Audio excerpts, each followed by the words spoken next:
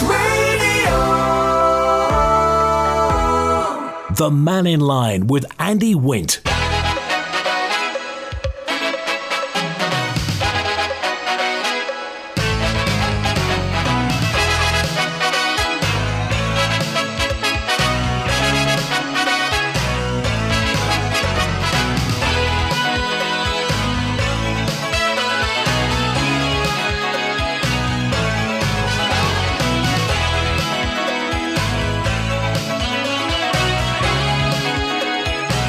Pastor Mai, good afternoon. Welcome to Mannin Line on Manx Radio. Your chance to have your say. And it's an open line today, so it is really your chance to have to say whatever's on your mind.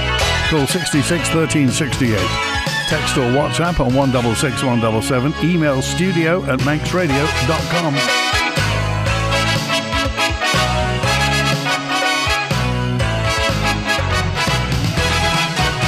Oh, and before we go any further, by the way, tomorrow there's a by-election taking place for residents in Lonnon to choose two new commissioners.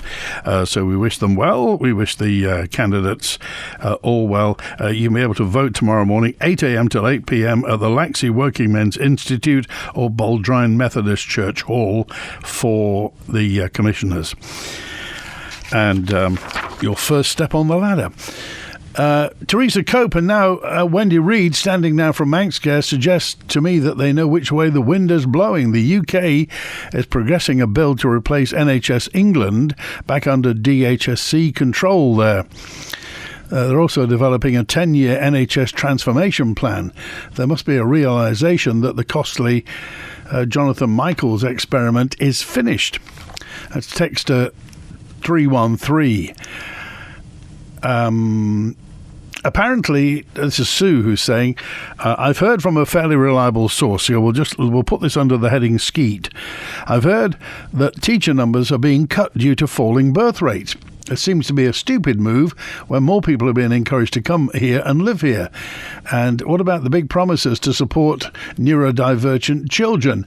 I already know of someone who's already lost their support because of this. That's Sue. Well, thank you, Sue. Good to hear from you. And a good example of why the current system doesn't work. This is, you may have heard on the breakfast show this morning, they were talking to Daphne Kane about whether or not we can actually quantify what benefits come from financially supporting students in the UK. The Education Minister says she's hopeful that higher education options will become more accessible to people on the Isle of Man. Some MHKs have questioned whether government should be keeping tabs on how taxpayers-backed financial support is used and what benefits it brings to the Isle of Man. And Heather says, I've got a good example of why the current system doesn't work. I'm a qualified teacher studying to further my skills to fill a critical gap in island provision. But because I already hold a postgraduate qualification, my PGCE, Postgraduate Certificate of Education, I'm not eligible for any government support, despite the qualification I'm studying for being desperately needed. Sounds like a case of left hand and right hand, doesn't it? Heather on 004. Thank you, Heather. And Andrew's with us now. Hi, Andrew. Hi there, Andy. Very quickly, please, because I'm afraid, I can't find the story that was produced elsewhere, because I haven't seen it on your website, but it has been produced elsewhere, about 4 million odd, that was moved from the DHSC to top up Manx Care after the budget amount had been put forward to Tynwald and had been approved by Tynwald. And instead of including this extra 4 million odd as a request to Tynwald to be approved, it wasn't. And my understanding from what I read, but I can't put my finger on it, is that this money, it was questioned in the Public Accounts Committee meeting last week, and this money was just moved sideways to top up Manx Care. And who approved it? Apparently, I'm pretty sure I read that it was just moved by somebody. And I think the person's name was mentioned in the Public Accounts Committee records. But it's just shades, isn't it, of the horse trams and something being de-scoped, and we'll use that money for something else, which hadn't been. Where did that go before, Tynwald? It didn't. And this is what's happened again. Well, as you say, the health chiefs have been. It's £4.3 million transferred to Manx Care without Tynwald approval. Yeah. Well, okay. So, I mean, this is, as I said, this is just shades of the horse trams. Money being used that was voted for, being used elsewhere without scrutiny. But now it's come out in the Public Accounts Committee. So these sort of transactions should just not be happening without approval. Interesting. Well, it'd be nice to know, as you say, it was last year as well. Correct. And then also the other item on my mind was that aspect of the accounts not having been done on time, which Mr. Randall agreed was illegal, and for doing it illegally, there's a fine of £5,000, and this happens on numerous occasions. I mean, that's almost analogous to the issue of the parking tickets. Why issue them if you're not going to collect them? Well, I have a law that says there's a penalty of £5,000 if you break this law, and then nothing happens. There's somehow accountability has to be written back into this, that apparently he didn't give any directions. Well, somebody has to give a direction to him. You have to do this, and then he has to give a direction. This has to be done, and if it isn't done, then there's some scrutiny and some penalty.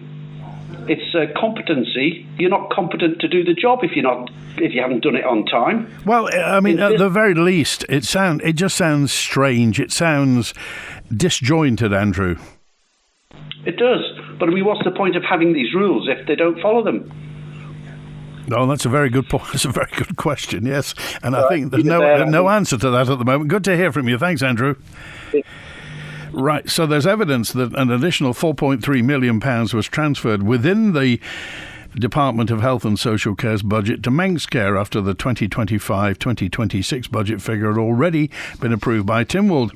The original Pink Book budget approved by Tynwald allocated £357.5 million for Manx Care.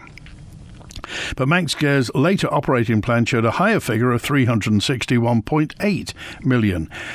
During a recent Public Accounts Committee hearing, former Health Minister Laurie Hooper questioned why Tynwald had approved one figure while a larger amount was later allocated. The Health Minister, Claire Christian MHK, told the committee that from her recollection, the extra funding came from within the DHSC's own budget and was transferred onto the Manx Care line afterwards. The former Manx Care Chief Exec, or soon-to-be former Manx Care Chief Exec, Teresa Cope, also said that part of the increase related to medical and dental pay settlements negotiated late in the process. Now, at this stage, there doesn't appear to be evidence that Tynwald separately voted on the specific £4.3 million transfer itself after the original budget approval, and the issue is now being examined publicly through the Public Accounts Committee process. But it seems a bit weird, doesn't it? Thanks to Ollie, who dropped a note in and just said, I listened to the programme on Monday when the DEFA Minister was talking, but you didn't talk much about farming. As far as I'm concerned, and I'm in the business, Ollie said, we have limited arable land on the Isle of Man. We've got very high production costs. We're basically small-scale farming. And we've got a reliance on imported feed, fuel, fertiliser and machinery, and a difficulty attracting younger farmers. And I would have been interested to see what the DEFA Minister said and how that can be resolved, because otherwise farming is driving down a dead end. Well, I certainly hope not. But obviously, and also Ollie said you didn't talk about the farm support payments that have effectively declined in real terms, and that many smaller farms are struggling to remain profitable. Manx farmers are always competing against larger UK producers, says Ollie. And obviously we've got inflation, energy costs have rocketed, and we have labour shortages because people don't go into farming for the money. They go into it because it's a way of life and because they love the industry. You can earn probably twice as much as the average farm worker gets by just working in the private sector. Ollie, I can't argue with any of that, but it's a shame we didn't have your questions on Monday. But at some point in the future, Claire Barber will be back, and or any future Deaf Minister will be back, and that's certainly something. We there's only an hour to get in. We have to kind of race through the questions, but certainly the questions on agriculture, very, very pertinent and obviously pressing as well. Adam's with us now. Hi, Adam. Hello, Andy. You all right today? Very well. What about yourself? Yeah, I'm doing all right, thank you. Not too bad.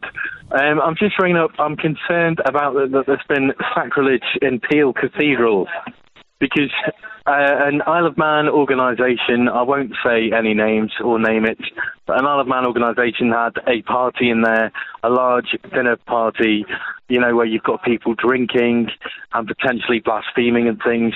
And I think it is wrong for them to hold that in a sacred space. Some places are sacred, and the Isle of Man's churches and Peel Cathedral, which is the mother church of the Diocese of Southern Man, they are sacred spaces in which generations of Manx people have worshipped. It's a house of God. The cathedral is a house of God. And I think it is awful for the Church of England to allow that to happen, and for the Diocese of Southern Man and the Bishop, Tricia Hillis, to allow that to happen. I think it is horrendous. I saw the reports of that, and I don't think I've ever seen anything like it in the cathedral. It was some sort of a business organisation that had to do there, and they put tables and chairs and what have you. But presumably they didn't just pitch up. I mean, the bishop, the Diocese of Sodor and Man, would have encouraged that, Adam. Yeah, I know, and it's happening all over the Church of England. But I mean, some things are appropriate for churches and some things are not. And if you've got people drinking, blaspheming, sinning, all the rest of it, it might sound very Victorian and old-fashioned, but it's a sacred space in which people worship, and people still today. A lot of people. I go to church. I'm an Anglican. I love Manx heritage. My grandfather my great-grandfather in the First World War. There's the lists of names on the walls of the Manx men who died in the First World Wars. And so many did. It's awful. You go every parish on the island, huge numbers of Manx people died. And, it's a sacred space, a church and a cathedral. They are sacred spaces.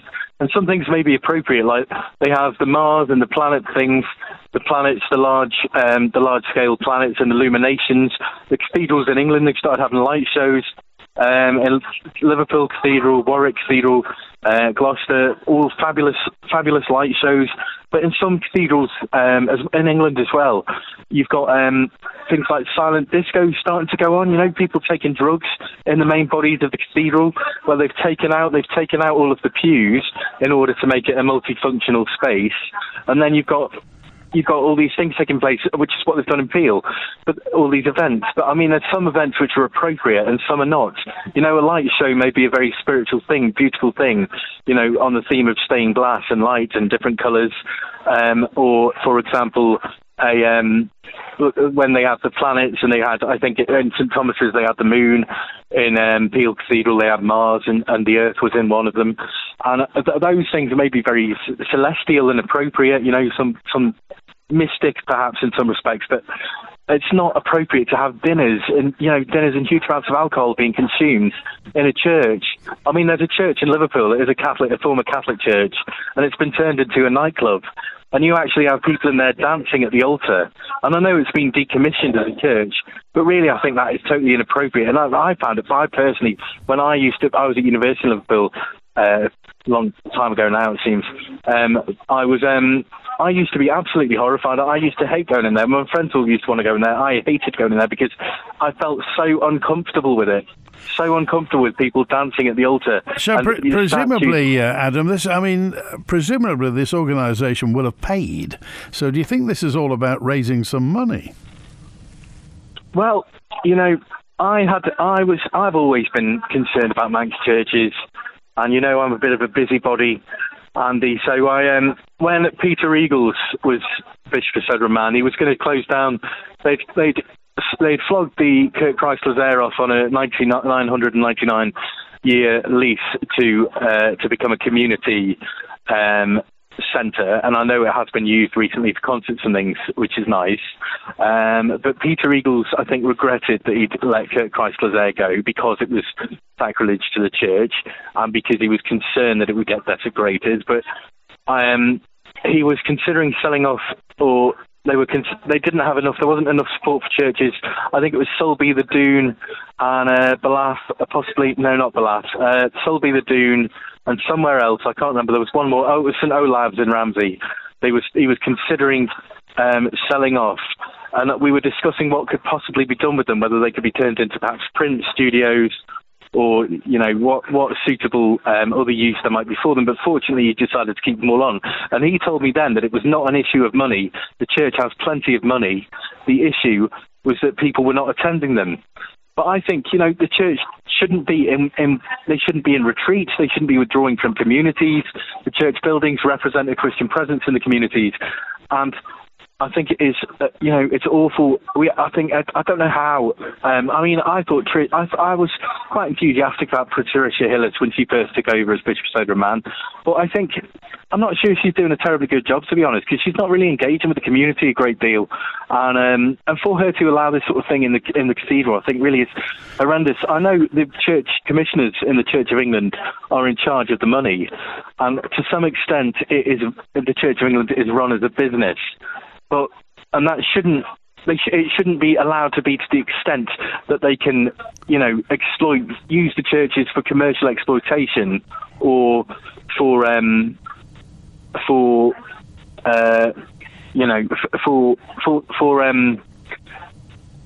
prostitution is the only word that I can think of, to prostitute them to capitalist organisations. And corporate business. I think there has to be a limit, and I think the church commissioners, something needs to be looked at, because all over England churches are closing down. It's not just in the Isle of Man. The Church of England, all over England, and in Scotland and the Episcopal Church and everywhere else, the church is closing down, and the church commissioners have huge amounts of money. And why they can't release some of that money, to support parish churches which are struggling, I do not understand. Yeah. I mean, but Adam, there's nothing inherently wrong in business, is there? I mean, there's a group of Christian businessmen on the Isle of Man who meet once a week and talk about it. So, I mean, business isn't bad, surely. No, I don't think business is bad, but it's just a question of what's suitable, isn't it? Drinking large volumes of alcohol leads to blaspheming and sin and all the rest of it. And although it may sound very old-fashioned and out of date, it is important that sacred spaces are respected. Okay. It's about the community having self-respect, and it's about Manx people having respect for their heritage. Okay. Manx people having, and other people respecting it. But if people don't have self-respect, and if the Manx don't have self-respect for our heritage, then other people won't respect it. Okay. So, we have to draw a line. We have to say, these are our sacred spaces, and we treat them as such. All right. Adam, we appreciate your opinion. Thanks for being with us today. Thanks, Andy. All right, 23 minutes past 12. What are your thoughts on this? There was a dinner, business dinner, corporate dinner, I think it was, in Peel Cathedral recently. There was quite a bit of feature on social media about it. I just wonder what your thoughts are. What Adam said, obviously the Bishop of Sodor Man, the diocese, would have had to give the go-ahead, and somebody somewhere would have paid something for the hire of the place. Is it any different from that, the moon and the Mars being suspended from the roof? What do you think about it? Text, email, call and WhatsApp, and John's on now. Hi, John. Oh, good afternoon. There's been quite a lot of comment about windmills and that sort of thing, and renewable energy. And there's not a lot of facts and figures around about it. I have to raise my hat to Julian for actually who does a lot of research to give us factual information. Let me talk about solar panels. They seem to be a bit of a fad for them at the moment. Okay. The government wants to plaster them on government buildings and pay landowners, and I notice there's people putting the things on their own roofs. So I've done a bit of research. The World Bank a little while ago did a survey of 230 countries worldwide as to their suitability for solar power. Obviously, as a globalist organisation, they're all in favour of it. But however, in those 230 countries, right at the bottom of suitability is Ireland. Just above Ireland is the UK. And not unsurprisingly, the Isle of Man is third from the bottom. We are 54 degrees north. We sit... we get Atlantic weather, brings many clouds, dim light, and especially in winter, a very low sun. Southern England gets about 7 hours of daylight in winter, and Scotland less than 6. I consulted. There's an interesting database on the Drax Power Station. You know, the one that's built on a coal field, and they feed it imported North American wood, and which also gets paid hundreds of millions of pounds in subsidies to do so. The average over the winter period that you'll get out of a solar array or whatever, on average, it is about 3.5% of its rated output. Obviously, in summer, when the sun's hot and warm, you get quite a lot of power out of them. But over the year, you get about 10.5% of the rated output. So, on average. So, I mean, why would anyone have anything which is so inefficient? What's your conclusion, John? What do you think? They had their uses, of course, for campers and boaters, and road signs that need power and they're too far away to be hooked into the grid. I mean, they do have their uses. And obviously in summer, I mean, the UK has got lots of these things. They do produce quite a lot of power, but it's intermittent and unreliable. Our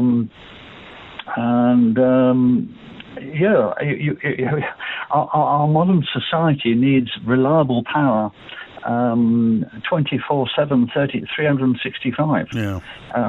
Every day and every hour of the year. And solar panels can never provide that. Well, certainly not out of daylight hours, they can't. No, that's right. I mean, now, where do these things come from? Generally, most of them come from China. They've got a vast industry in making these things. The glass is made in continuous high-temperature furnaces, and so is the silicon that actually form the cells. And China has about 60% coal-fired power generation.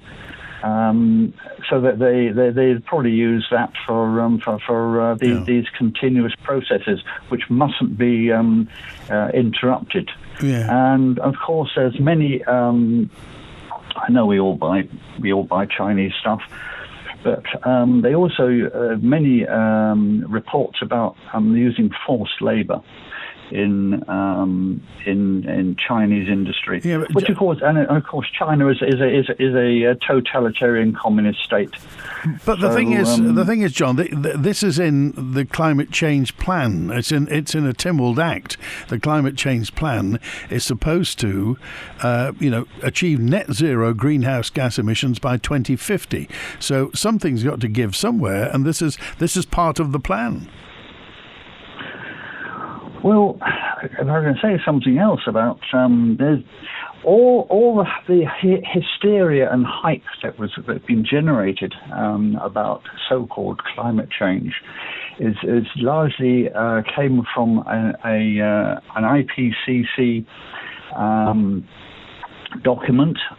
Well, a series of scenarios, computer simulations of scenarios, and the most extreme one was RCP 8.5, which assumed 12 million people on Earth, which is most people consider to be completely unlikely, and also burning more coal than there is actually recoverable. And it has now been, after 10 years, and this is used in all sorts of scaremongering and whatever. And now the IPCC has said, this is implausible. After so many people use for all sorts of alarmist tropes, it's implausible. So this whole and when this was imposed on 2019, what was determined was very taken from RCP 8.5, climate emergency and all this. So anything which used RCP 8.5 must now be revisited. And actually, this climate thing, I mean, it's almost entirely political. I mean, you set an arbitrary level at an arbitrary date without being told how much it's going to cost and how it's going to be implemented. I mean, this is absolute madness. Okay. And all right. It was John, brought in, but sorry? We got a dash because there are other people queuing up behind you, but we appreciate your points today. Thanks for calling today. Do call again, 28 minutes before 1. Friday's Mannin Line on Manx Radio. Discover your dream home in Andreas with Cal Developments. Quality new build 2, 3 and 4 bedroom spacious homes and bungalows, offering countryside living with amazing views just 5 minutes from Ramsey. With latest energy efficiency, contemporary German kitchens, bathrooms and including all flooring, you literally only have to turn the key to your new home. We're in our final phase, so don't miss out. Check our Facebook for show home opening or to arrange a visit. Cal Developments, Oatlands Road, Andreas. Island living redefined. Mega offers on Waltons this Saturday and Bank Holiday Monday. Mega offers on in-stock TVs. In fact, offers throughout the electrical store. Come to Waltons on Isle of Man Business Park opposite Robinson's, or check out Waltons online for our latest offers. Waltons mega offers this bank holiday. Many people are struggling. You can help by volunteering or making a donation to Isle of Man Food Bank, whether it be food or essential items or financial support. Please call 646 999, brought to you by Descon Office Interiors. Go al fresco in style with the Lifestyle Furniture Garden and Outdoor Furniture collection. We've handpicked a gorgeous range of luxurious lounge sets, comfy corner groups, and chic outdoor bars. And they're just perfect for those long, lazy weekends. All with free delivery island-wide. Browse online or explore our outdoor marquee. Your gardens for good living with Lifestyle Furniture. Find us at Snugborough Trading Estate, Union Mills. Open 7 days a week.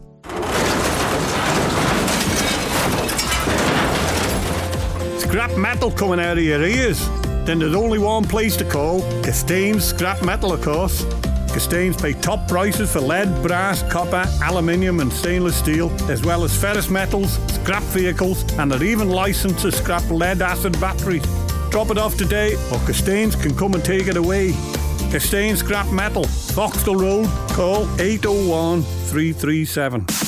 TT 2026 is almost here. And Manx Radio Motorsport will be on the air to bring you every moment of the action. Practice and race commentary, interviews with all the top riders, along with the latest weather and travel updates. We'll also bring you the pre-TT practice and race sessions at the Ballan Circuit. Listen at motorsport.manxradio.com, our smartphone app, DAB and AM 1368. It all starts this Friday evening at 5 o'clock with our pre-TT coverage getting underway from 6. Manx Radio Motorsport, the best biking station in the world. Brought to you by Tesco. The Mannin Line with Andy Wint. It's Wednesday, Andy. It's Wednesday. Yes, I know, but the TT starts on Friday. I was reading that. And, of course, the mountain course closes Friday, this coming Friday, from 9:30 till 4:30 for setting up. So it's going to be setting up one way, that is, 9:30 till 4:30. And, of course, the chaps will be at Ballan as well. One for Mannin Line says, a concerned fella in the north. As a Ramsey resident, I've noticed that we're not getting the regular twice-a-day shift changes at Ramsey Ambulance Station anymore. Does this mean the ambulance station is closing in Ramsey and that our cover is starting elsewhere, such as Douglas? Is this a Manx Care cut? Not heard anything about that, so the regular shift change at Ramsey isn't happening, is it? Oh, Juan's with us now. Hi, Juan. How are you, Andy? I felt so underdressed when I bumped into you yesterday.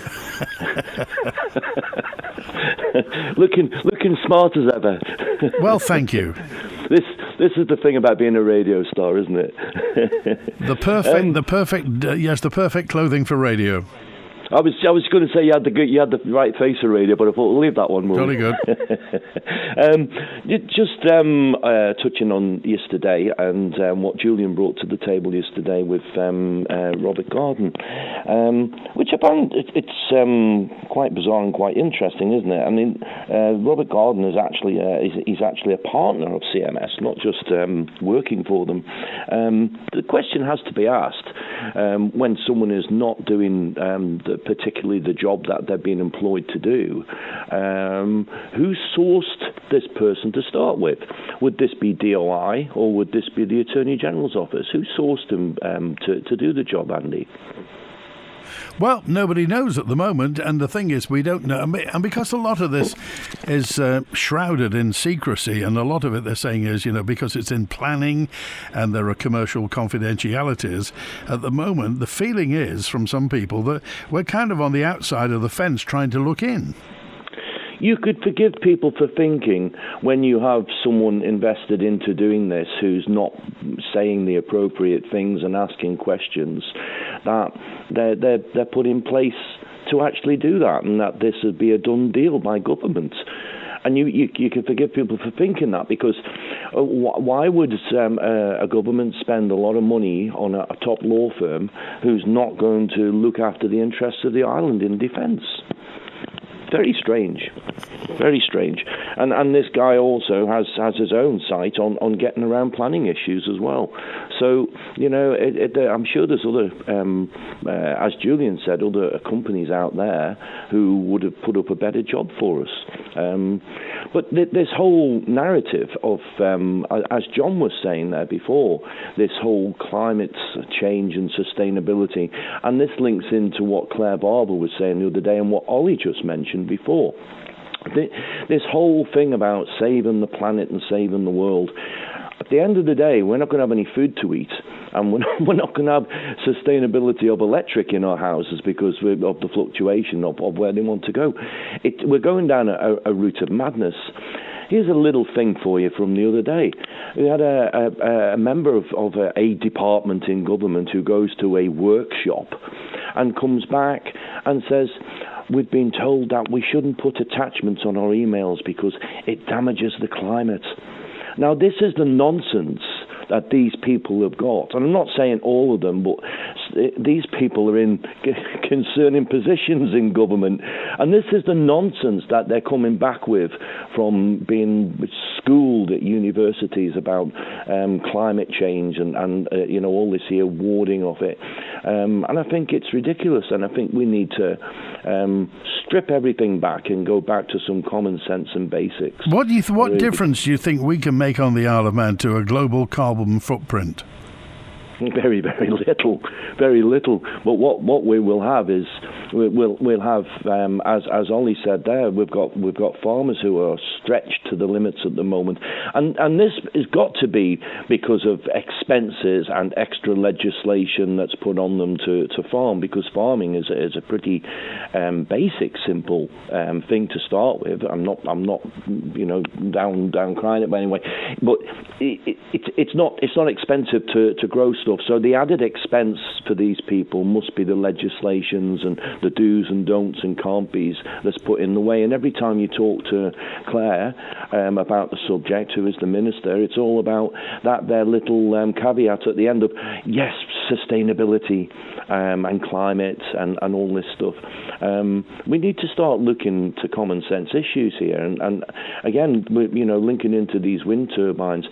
And someone's going to go on about fossil fuels being corrupted. I totally agree, but this is also a globalist money-making agenda. I think the power and electricity was far more advanced many years ago and has been hidden from us, in truth be told.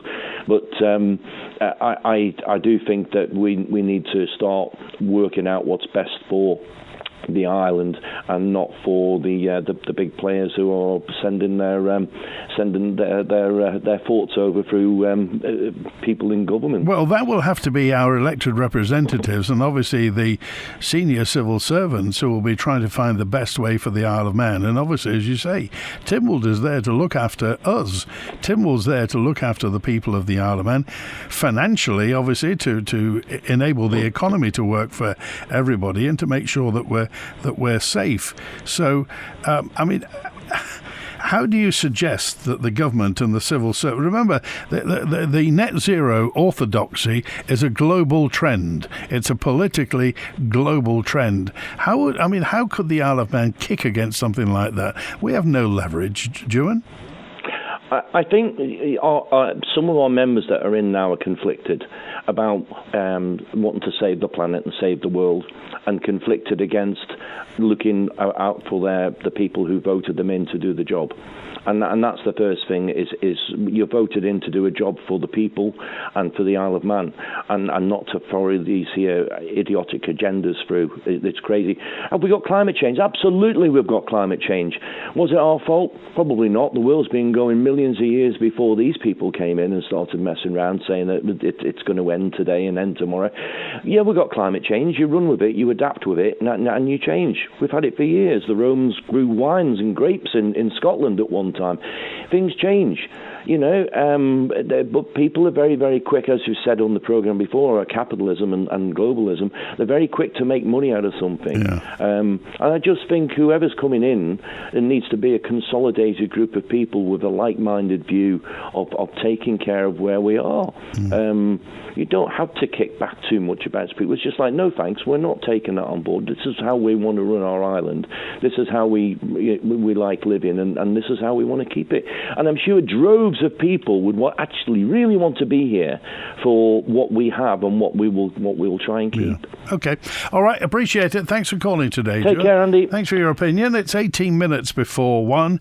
A message in from Malcolm, who said, when people talking about saving the planet, I want to save the planet. Surely everybody wants to save the planet. It's just how you do it, isn't it? And everybody wants, sweet, clean air and clean water. Everybody wants that, but to a large extent, we've got that on the Isle of Man.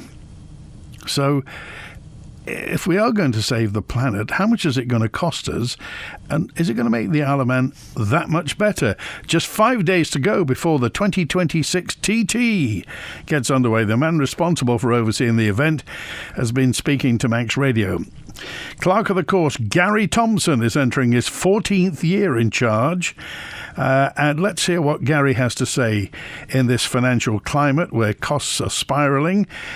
The TT and its challenges. We have made some schedule changes for this year. This year we're going Wednesday afternoon and Wednesday evening qualifying. The thing we have taken on board from officials, riders, teams, etc. is that it's a long 2 weeks, so everybody does get tired. We're well aware of that. We've already spoke to riders and teams, and there is I'm not going to say what the number is, but in my own head and after discussions with the riders and teams, that everybody's generally happy with a number of laps they do in qualifying week, which so we can could start racing on Saturday, as we have done, we will always get those races in as much as we can. But again, we're not going to put riders out in unfavourable conditions, and people need to be mindful of that. There are plenty of residents support the TT. Some maybe don't. Some maybe see it as an inconvenience to their day. So how have you tried to argue it to maybe those on the resident side of things? Yeah, obviously, in any sport, in any walk of life, there are going to be people who love the events and those that don't. But the Isle of Man TT races, it is a global event. It is one of the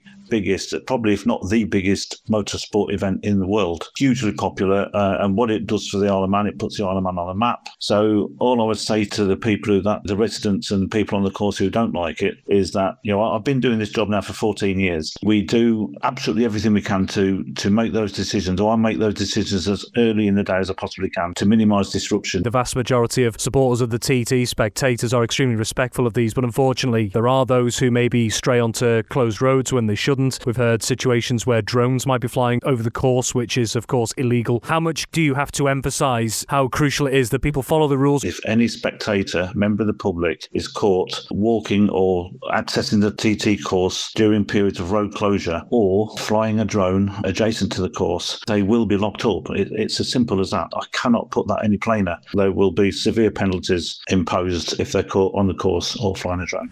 Well, I think he's made that clear. Severe penalties. Locked up if you go on the course or if you fly a drone above the T. Why would you do that anyway? Surely everybody with a drone knows you shouldn't do that. Well, you heard it. Big Red Storage in Tremode and Ronaldsway offers secure self-storage units in various sizes with ground floor options and 24/7 access. Check offers and prices using our online space calculator at bigred.im or call 640040. Dig it, lift it, dump it, load it. When you need to just get on and do it, Gun JCB it. Based in Spring Valley Trading Estate, they're the experts in JCB machinery sales, parts and servicing. JCB have been on the island since 1960, so their local experience and knowledge will help find the ideal equipment for your project. Just call 664 866 and ask for Matt for machine sales and Dave for parts and servicing. Gun JCB. Just do it. For a wide range of wood-burning stoves and a complete installation service, visit The Snug in Ramsey. And we don't stop there. Kiln-dried firewood and full aftercare service, including chimney sweeps and maintenance. Call The Snug in Ramsey. LVW Law are a team of experienced advocates, solicitors and barristers, trained mediators and international arbitrators. Let them help you achieve the best possible outcome in your case with their wide range of legal services for businesses, corporate and private clients. You can trust the LVW Law team to fight for you every step of the way. Visit lvwlaw.com and make an appointment today. Your first 30 minutes are free. LVW Law, they're on your side. We are number one. We are family run. Mike's Motors. Mike's Motors. Don't let the building works fool you. Mike's Motors in Castletown is open as usual. We've got around 20 camper vans and motorhomes in stock, plus a great selection of automatic cars. So buying or selling, make Mike's Motors your number one choice. Pop in for a browse, a brew, or even a quick snooze in a motorhome. Mike's Motors. Open as usual at Station Garage, Castletown. The Mannin Line with Andy Wint. A note in from John in Ramsey who just said there are a lot of reasons and arguments against Erie Stane, that's the onshore wind farm, but after taking everything into consideration, there's only one main reason to have it, and that is to help save the planet against climate change, or at least slow it down. Fossil fuels are speeding climate change. I rest my case, says John in Ramsey. And Bonzo's on now. Hi, Bonzo. Hi, yes, talking about wind farms, and just to comment on that comment had just now. No, it's not simply about saving the planet. Erie Stane, its first objective will be to stop prices going up quickly. No, it will be to absorb pricing shocks so that we can keep electricity at the moment at the kind of price that it is now. Once obviously then you've covered capital costs and such like, then it can actually contribute to perhaps reducing prices for electricity, as part of the generation mix. But the absolute sort of day one objective of it is to stop prices going up. Okay. In that kind of energy shock way that our reliance on total reliance on fossil fuel for electricity generation produces. Okay. So that's first thing.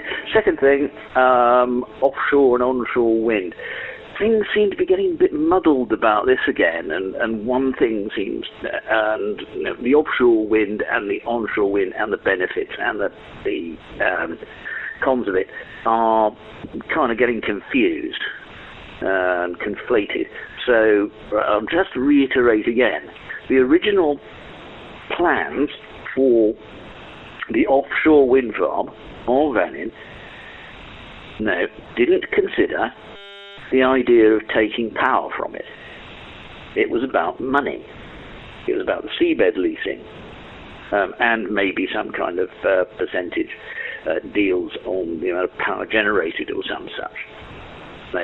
It was seen, and indeed if we look now, seen that actually taking power from it would mean then various rather expensive facilities which we'd have to pay for, and wouldn't perhaps make that much sense unless the Isle of Man gave up major energy independence and relied on that one interconnector, providing lots of power through Alsted. So that would be a political decision, and I don't think anyone would want to leave the vast quantity of our electricity generation up to an outside body over which Tynwald didn't have any control. I'm interested, Bonzo, is where do you think the entity is located? I mean, obviously, this offshore wind farm will be within our territorial limit. Will it be a Manx company that owns these things? I mean, surely it has to be a Manx entity because it's within our jurisdiction. Well, as I recall, Alsted have a subsidiary. In the Isle of Man? Subsidiary right. on the Isle of Man. Yeah. So it would be operated via that, but the Manx company, of course, being a wholly owned subsidiary of the group. And they will be the ones selling the electricity to the entity in the UK, presumably, and this is where it gets a bit muddled. Who's going to get the CFD? Who will get the money from the CFD?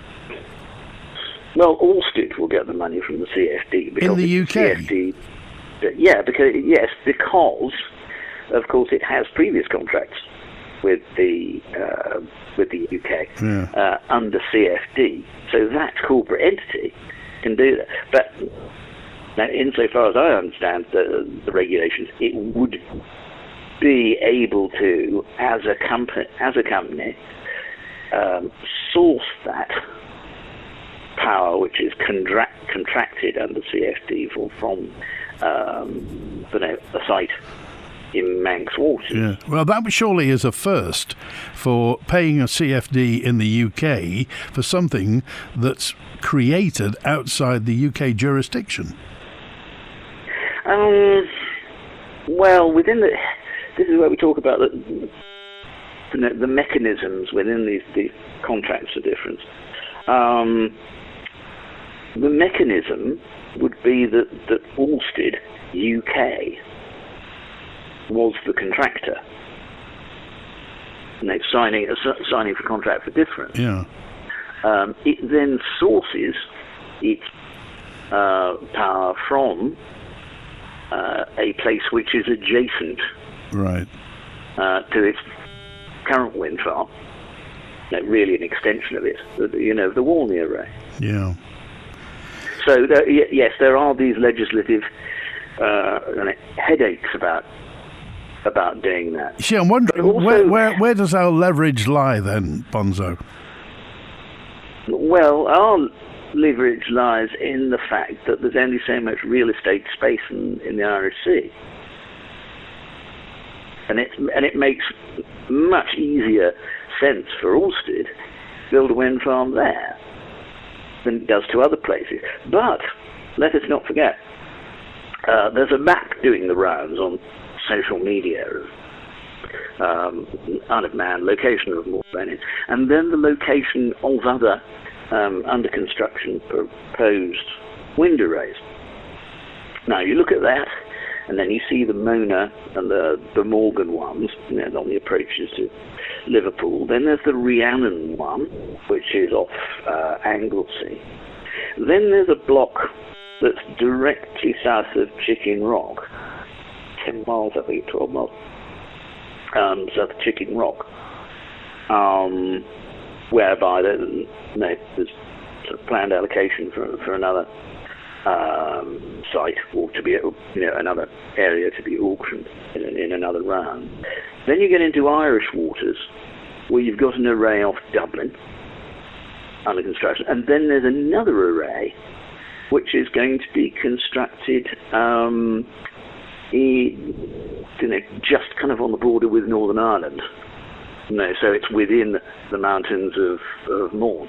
So you can look from the island, and in 10 years or so, you will be able to see a crescent of wind turbines. The view will have changed utterly for about 270 degrees around the island. And that view, all spoiled, etc., will be something that we will receive no compensation for and no revenue from. So,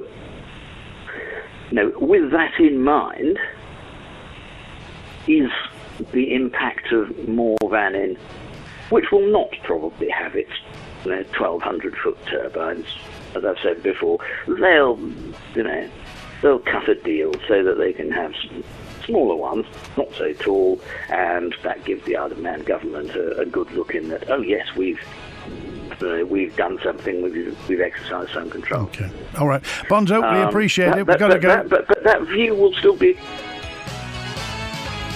Thank you, Bonzo. Sorry. We get the picture. Not a very pretty one, but we do get the picture. Thanks for that, and thank you for your messages today on Mannin Line. Lots of messages. Tomorrow we're live at Ramsey, at Lazaire Road in Ramsey, with the 16-year-olds in Year 12 to hear what the voters, new-time voters, are saying. Tomorrow live in Ramsey. Thanks to Chris on the phones today, and enjoy the rest of your Wednesday. WINT